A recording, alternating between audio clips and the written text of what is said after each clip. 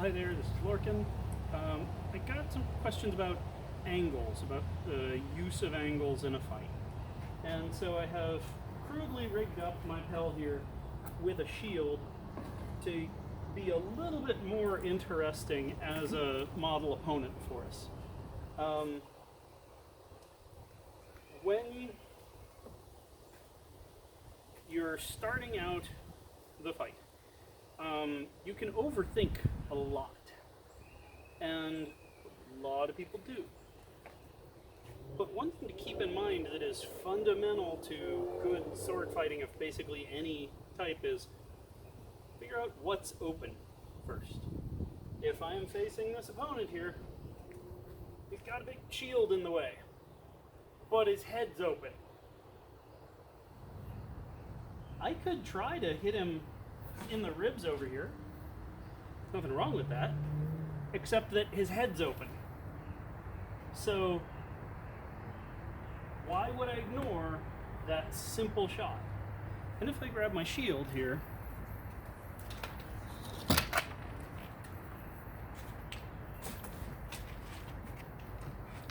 can see that, okay, I can throw this keeping my arm well defended, I'm keeping him away, got my shield in the way if he wants to go for my legs. I'm in a good position here. If you're going to ignore the opening, you can ask yourself why. Now, occasionally your opponent will set a trap. For instance, if I meet you on the tourney field and salute and I set up like this, yeah, it's a trap. I want you to strike right at the open target so that I can do one of those to you. But I don't normally do that because it's hokey and it usually only works once. So not a good way to build a strategy. But even if you think maybe that's where they want me to strike,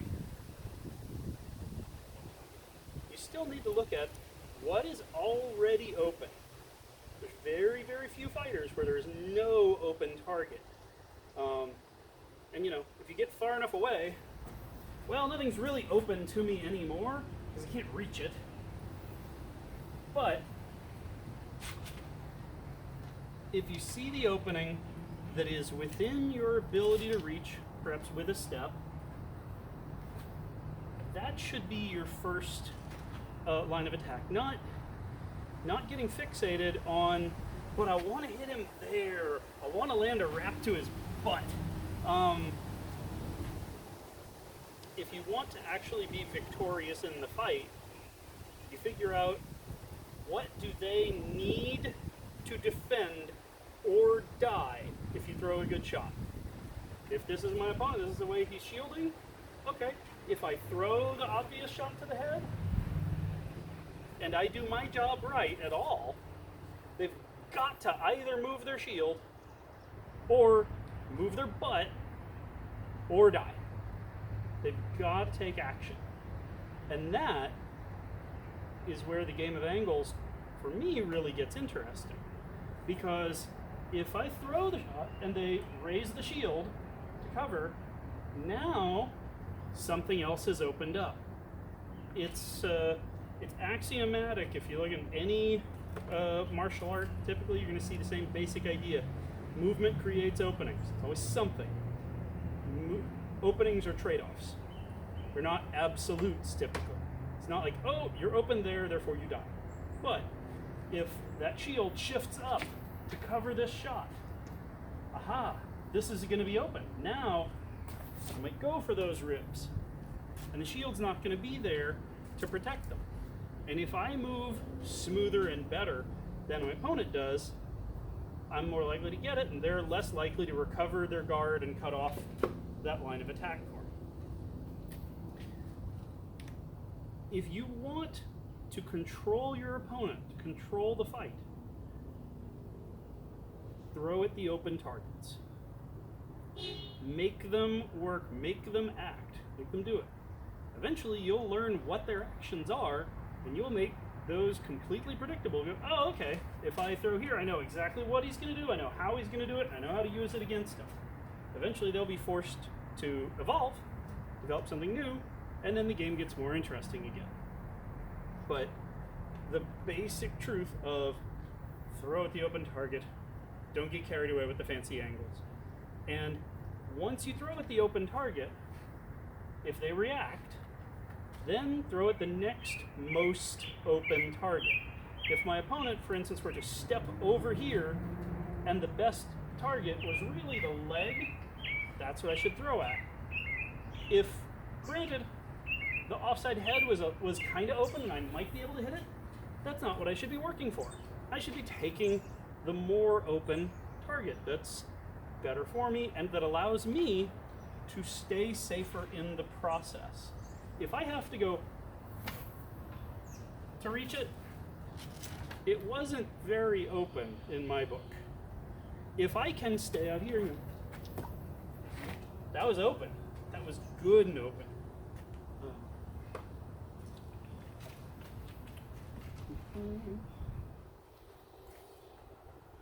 One of the ideal types of targets in what we do is, we can say instead of an open target, an opening target. If I'm here and I take a step with my back foot, in the moment that I was moving, that was more open. And I adjust as I go. But that's a good time to attack that leg because it's opening and I haven't closed it yet. If I'm standing at guard, it's fairly easy for me to close my openings, or at least it seems so to me. Whereas if I'm in the process of moving, that's where I'm much more likely to make a mistake, to open something up, and as it opens, for instance right here, as my head starts to move forward, man, I've done that one way too many times. I know better, I train it, but it's still something I screw up now and then. The time to throw at me is when I'm doing that, not once I've gotten back down and closed up. So as it's opening, that's where you want to be throwing. Take some practice, take some getting used to the rhythm and the range of the fight, but you can get the hang of, as the movement opens up the target, hit it, you're going to be in great shape.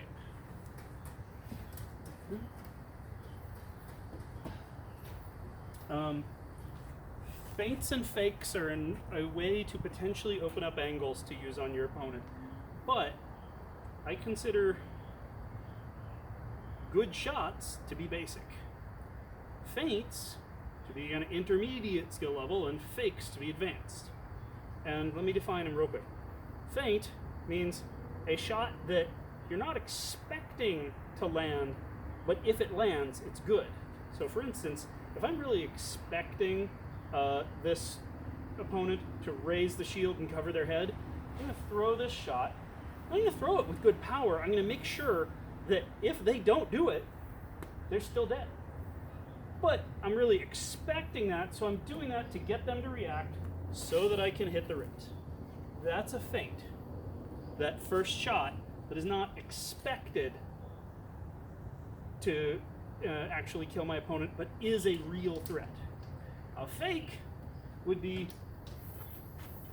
where I'm faking something isn't actually happening, not actually doing it, so it's no real threat to my opponent. It's only a perceived threat.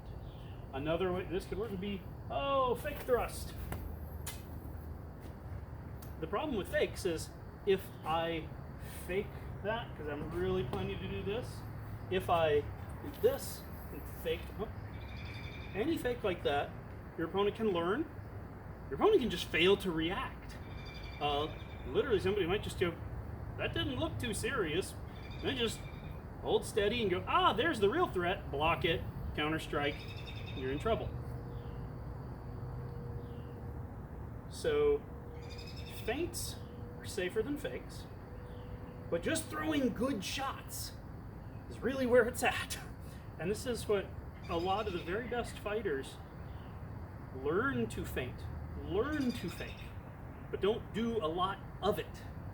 They use those things when they're what the situation requires to get what they need to be able to throw a shot safely against an opponent.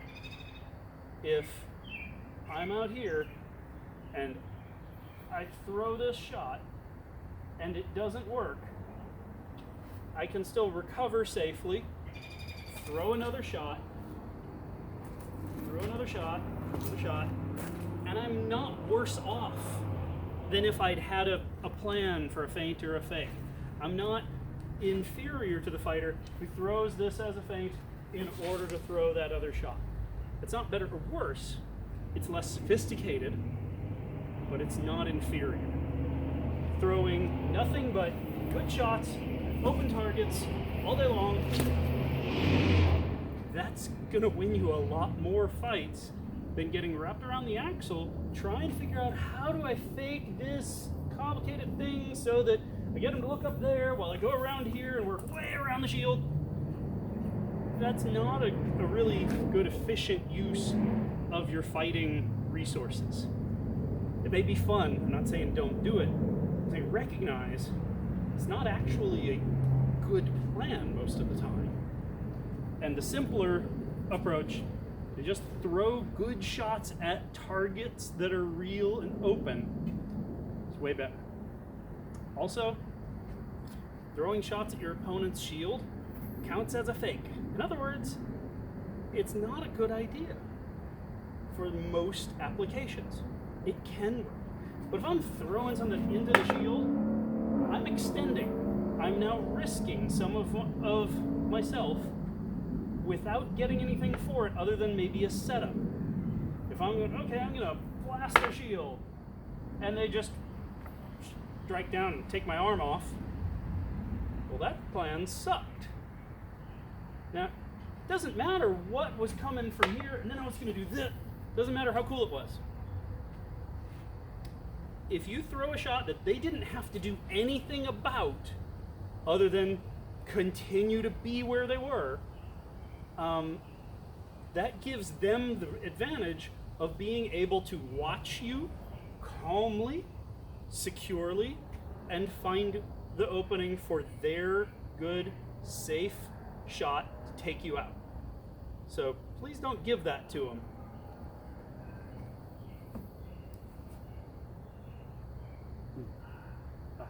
Last thing, when you are trying to change your angles with your opponent, you can move your feet, you can move your hand, or you can try to do something tricky. When I say tricky, I mean something like, I'm going to throw a moulinet at the hip, do something kind of change of angle. Hell, I use this shot a lot, what's called a thumb lead, where I'm striking with the back edge of the blade. That a lot of people consider a trick shot. The trick shots are not good to rely on. The trick shots can sometimes make the difference in a pinch, but it's way better to get in the position to throw a good basic shot. If I'm out here and my opponent is here and I'm looking for the best opening, well, I can just go ahead and poke him in the face. If it doesn't work, okay, move on. But I'm better off going for that poke in the face than trying to get clever. Let's say, though, that I have to move on. Thrust, they block. Now I can step in, because they've invested some amount of time or energy in blocking, and I can bring my shield in to cover their attack. And now I look at what I've gotten from there. Okay, looks like the offside head is open, or maybe it's the body. But I'm adapting, and I'm moving my feet first, then my hand to change the angle. If I get back here, hopefully you can see this. I can throw this shot level and strike right above the shield of my opponent's head. That's great. What I might need to do sometimes, I might need to throw it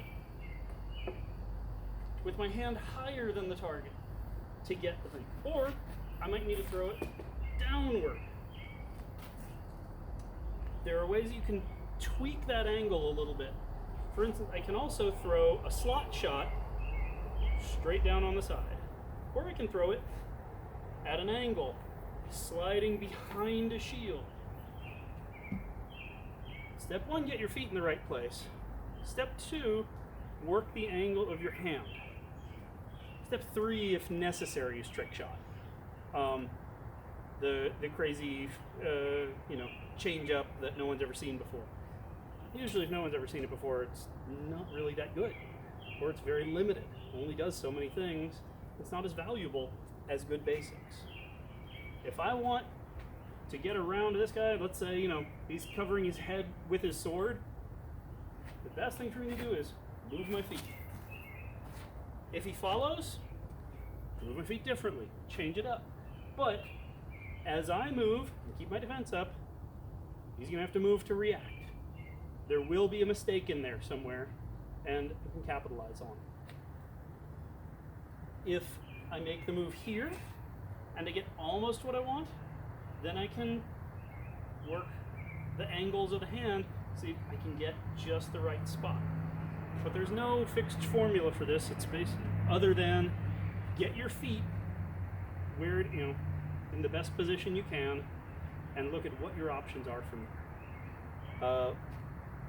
One idea that I found really helpful from Lorccán's from the West, I normally fight with my shield up here, my sword leg leading, and normally aimed at my opponent's center. But he suggested I try redirecting slightly and aiming myself at my opponent's weapon, because that's the thing I most need to control, neutralize, and limit. So instead of aiming squarely at my opponent's center, aim just a little bit over at their weapon, depending on where it is. And I found that actually keeps my defense in a better position and keeps my targets better shielded from their weapon, allows me to track the threat to me instead of tracking the target. Different approaches, you may have to try both and see what works for you, but I found that to be very helpful. As you close in, you're going to tend to circle to get the best angles.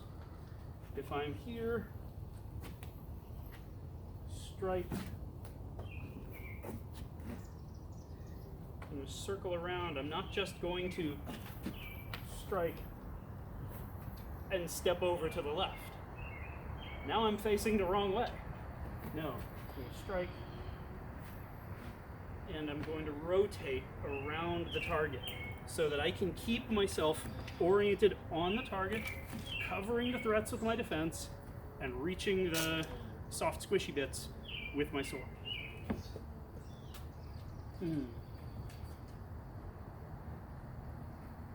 For the most part, whoever's feet are in the better position is more likely to win, all else being equal. If I'm here with my power triangle over this direction and my opponent's there, chances are they're going to win. Might be that I can work my way out of it or something, but I'm working from a disadvantage. And Miyamoto Musashi, it's kind of poetic in the Book of Five Rings, where he basically over and over tells you, line up all the advantages in your favor. We sometimes question this in the age of recreating chivalry, but the medieval chivalry did the same exact thing, and even in a storybook version of chivalry, when it comes to a sword fight, you want every honorable advantage working for you, not against you. If you decide, well, I'm going to make it harder by using bad footwork, that's not chivalrous, that's just dumb. If you decide, I'm going to train working this alternate thing that isn't as good for me yet, taking on a disadvantage in order to get better, that makes sense. But just doing something that doesn't work because, it seems neat at the time, that's not necessarily a great training approach. And it's definitely a poor fighting approach. Hope all this made some sense. If not, please let me know.